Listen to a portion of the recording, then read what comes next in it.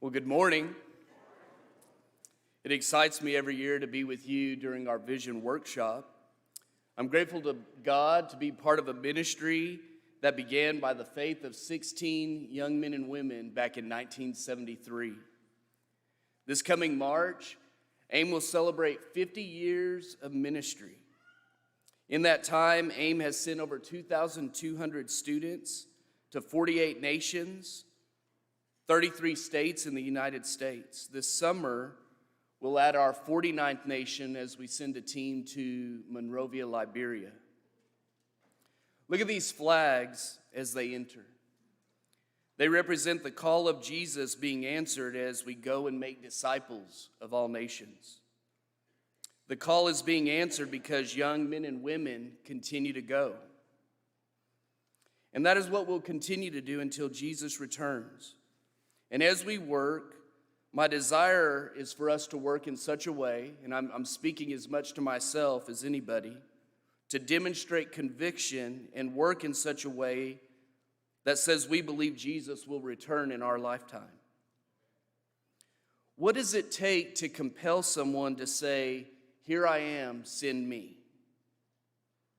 It seems from the text in Isaiah 6 to be when our eyes have seen the King, the Lord of hosts. Are we seeing the King, the Lord of hosts?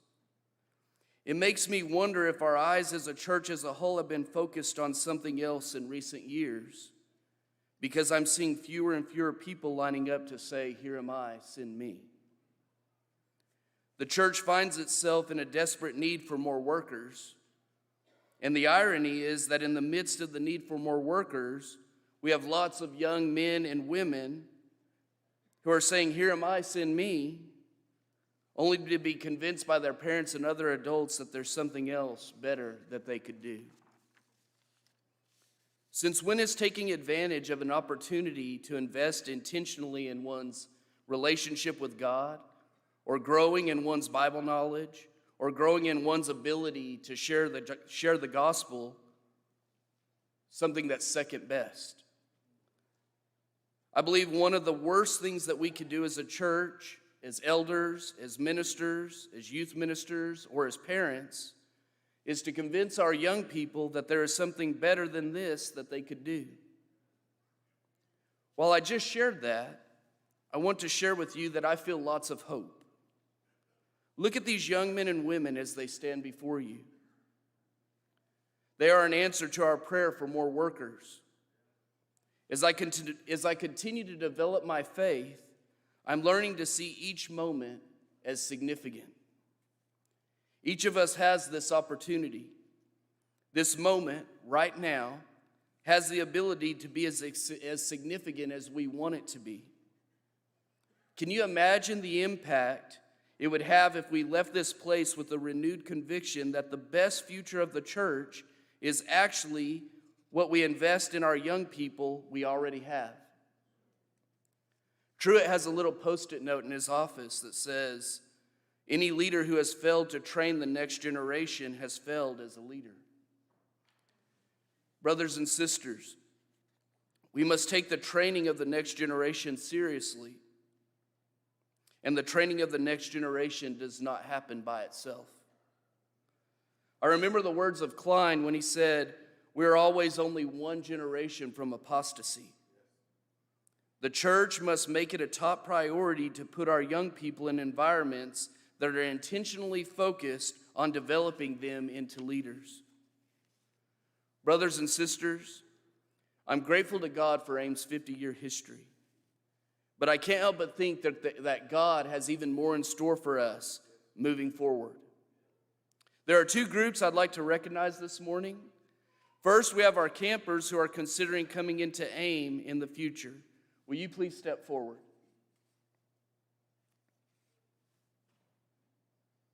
You may return to where you were. Second, we have our young men and women who are approaching the end of their training time here in Lubbock. Will you please step forward? These young men and women are on teams going to Apaxco, Mexico, Baguio City, Philippines, Mexico City, Mexico, Monrovia, Liberia, Taronga, New Zealand, and Tacoma, Washington. Will you please join me in expressing your confidence in these young men and women's ability to step out in faith to preach Jesus to a world that so desperately needs him?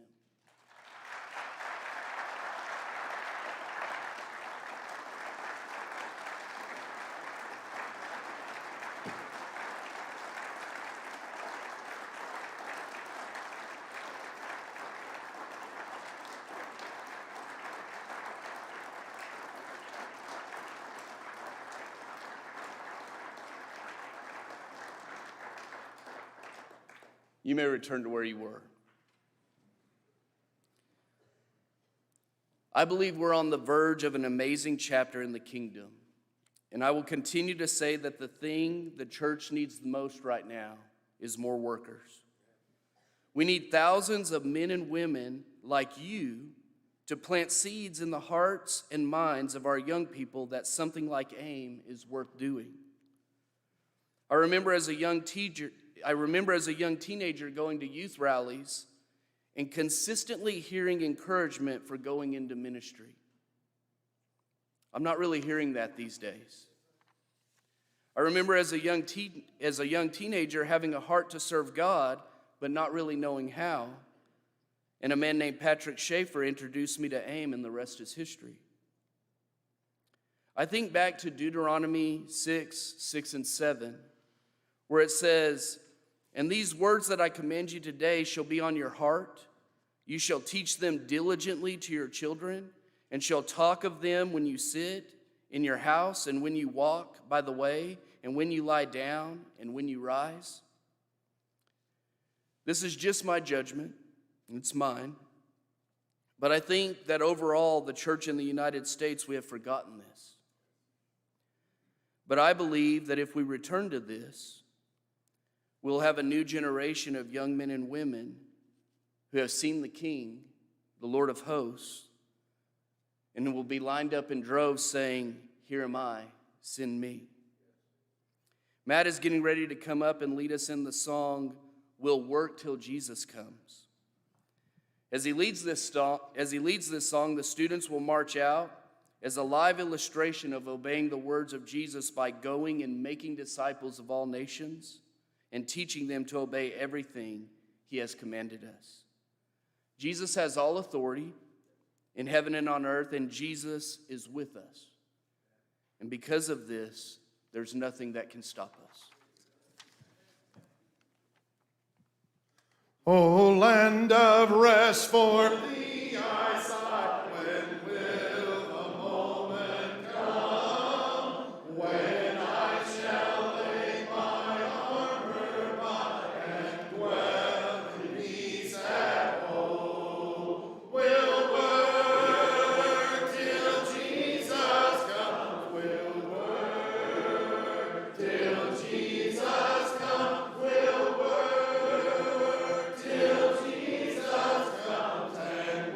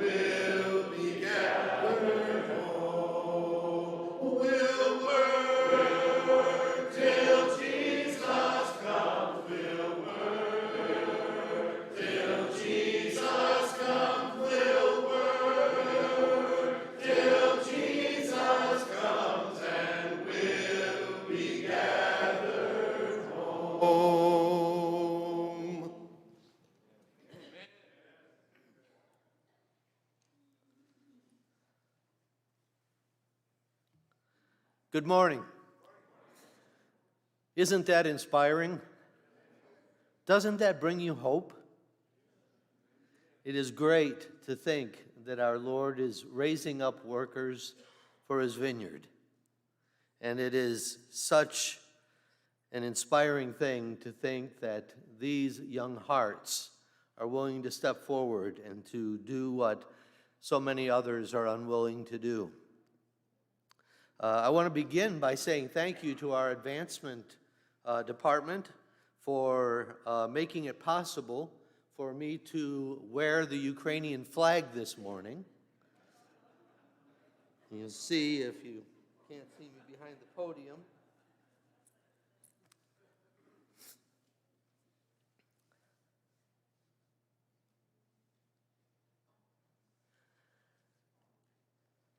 as I'm sure you are aware, on February 24th, 2022, the nation of Ukraine was invaded.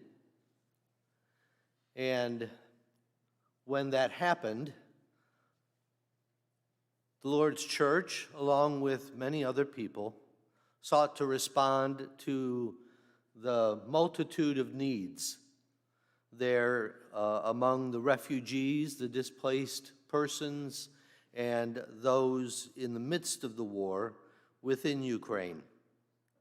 And we began to make available our Global Relief Ministry. The Global Relief Ministry is a benevolent instrument of the Sunset International Bible Institute, which is used in order to help in areas where we can take humanitarian aid in and also share the gospel as we go. During those first days of the war, there were so many needs, and the situation was so urgent and fluid and even chaotic that funds by many groups were being provided all over the place. And needs became visible, and people were just trying to get money in and trying to get help wherever they could do it. But it became apparent that a more long-term strategy was necessary in order to be able to help long-term with the relief needs. And so the GRM participated in those early days of providing relief, but has also been developing a long-term strategic plan over the past 11 months. As a result of a series of strategic moves and specific actions, I think that we've arrived at a place where our operations are able to do a great deal of good using the least necessary amount of funds while acquiring the most available materials. The GRM provides food for over 6,000 people every day across Ukraine. And the effective number is higher as we're still verifying additional levels of distribution. The food comes from Breedlove soup mix packets sent in 3 containers from the U.S. and from food bought in Poland and in Ukraine.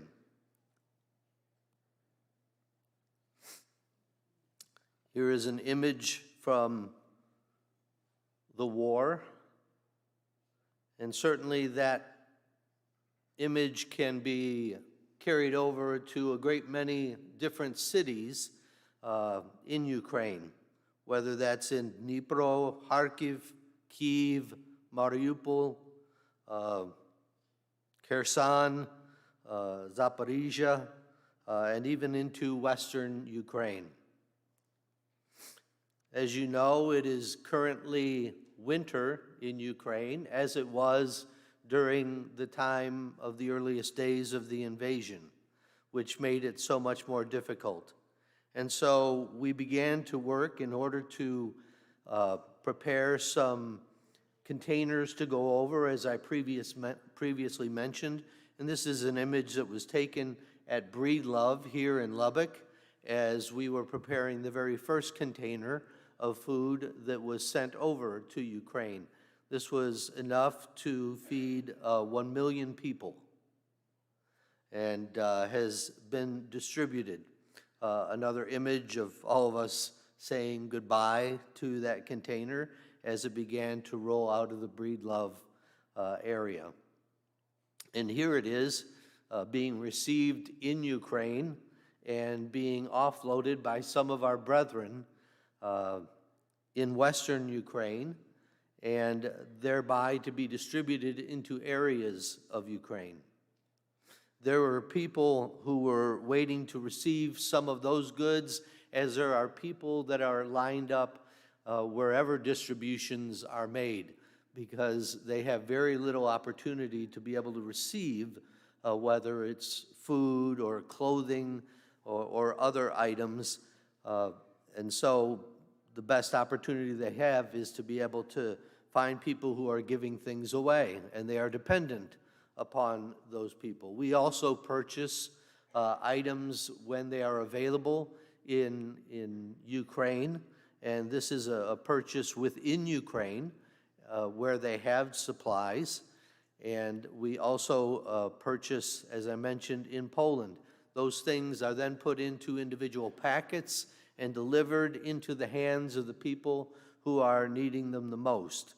And here is one lady who had received a packet. Here's a packet of the Breedlove food that was shipped over, and it's being boiled on the stove. We've got images and I've got videos of this being boiled on stoves, boiled over campfires, being fried up in a pan, and it really is a wonderful gift that we are able to get over there. And here is some more of that lentil soup and some more. Here's a family receiving some of the supplies that we've taken in there. We've also tried to help out with some of the medical clinics and other things. We purchased at this place a washing machine so that they could have clean sheets. We have distributed coats for the winter, and you'll see some examples of that here in just a moment. Here are 3 striking men, all dressed in the same coats that we've bought in bulk and sent over in containers as well. Another young man in his coat, and someone in theirs. We've also purchased generators. As you know, there have been missile strikes that have taken out much of the infrastructure within Ukraine, and so that has affected the electricity. It has taken away running water. It has also taken away their heat. And so by purchasing, shipping over, and also purchasing locally generators, we are able to power heating stations within congregations within Ukraine, as well as to help out some of the clinics and nursing homes that are there and orphanages. This is an evangelism effort that is taking place on the street. They are handing out tea and some other things, but they are also sharing some tracts and preaching on the street. Here they're preparing a Bible to go with some of the packets that are going to be distributed. And the results of those kinds of distributions are certainly the saving of souls. Here is our brother Yura Toran baptizing a woman in a bathtub. And here is our brother Fedya Chernichin, who was baptizing someone. Our brother Alexander Maluga doing a baptism as well. Here's an entire group within a congregation receiving some goods. And here at the congregation in Sopot, Poland, where we have a refugee point for a number of congregations, this was an occasion where there were 3 baptisms on that day of some of the refugees that had come into that area. The GRM is working in Ukraine as well as outside of Ukraine. And you can see on the map there in Europe the primary places. Obviously, the primary place of distribution is within Ukraine itself, and that obviously is the place of greatest need. But we are also working in Poland, in Slovakia, in the Netherlands, as well as in a couple of other places that I'll show you in just a moment. Here's a distribution network of 24 different sites that are primarily made up of the graduates of the Ukrainian Bible Institute. And so what we do with the GRM is we take in the goods, we then distribute them to our graduates who, through their congregations, set up heating points and distribution points, and they are ministering by giving out these physical goods, but also by giving out spiritual instruction as well. Another thing in which people have communicated to us that they need is counseling as a result of the war. You can imagine there's a great deal of PTSD as a result of the conflict. And so one of the things that the GRM has done is we have begun offering seminars throughout Ukraine as well as in the nations which I'm showing you on how to deal with grief, how to deal with PTSD, and help to make people whole, and thereby to also help them to become receptive to the gospel. And we have worked in the authoring of a book in order to make that information available, and then the printing and distribution of that book, and then the seminar materials and other things which we are doing. And that also is going out into these areas of Ukraine. We are also helping out in refugee centers in such places as Zagreb, Croatia, Košice, Slovakia, which is where the Ukrainian Bible Institute is now currently settled, and it is holding its courses online. We have major distribution sites in Warsaw and in the Gdynia Sopot area. Obviously, Poland is the nation which has absorbed the greatest amount of refugees from Ukraine. It's been estimated that as many as 4 million Ukrainians have entered into Poland. Now, they've not all stayed there. They've gone on to other places in the EU, but there are still a great many of those people in Poland. And we are also working in The Hague in the Netherlands as another site. Ours is a long-term plan, not simply to give humanitarian aid, but to seek to save the souls of those who are lost, and when the timing is right, to assist with the rebuilding of the church in Ukraine. But we also recognize that there is a diaspora of Ukrainians which are scattered throughout Europe now that will never return to Ukraine. And many of our brothers and sisters who have a very fervent faith and who are very willing to share their faith are now in an area which over the last 40 and 50 years has been in decline in terms of the growth of faith. In fact, it's been the opposite of growth of faith. And so we are going to be working long-term over the next couple of decades to try and strengthen and rebuild the church in Europe, trying to make good come out of this bad situation by taking God's people who are on fire and allowing them to bring faith and rekindle it within some places in Europe. And we will be aiding in that. And obviously, this is not something we are doing on our own. We are doing this with some very, very good partners, such as Breedlove, Jeremiah's Hope. We are doing it with my mind has gone blank, the Volunteer Brothers for Distribution in Ukraine, the Poznaki Church in Kyiv, UBI, Healing Hands International, and others. Without the cooperation of these things, and without our brothers' trust, our brotherhood's trust in SIBI as a place that is going to faithfully receive and distribute these things, what we're doing would not be taking place. What makes this different from what others are doing, I would assert, is a long-term strategy, which is, I believe, set upon kingdom building.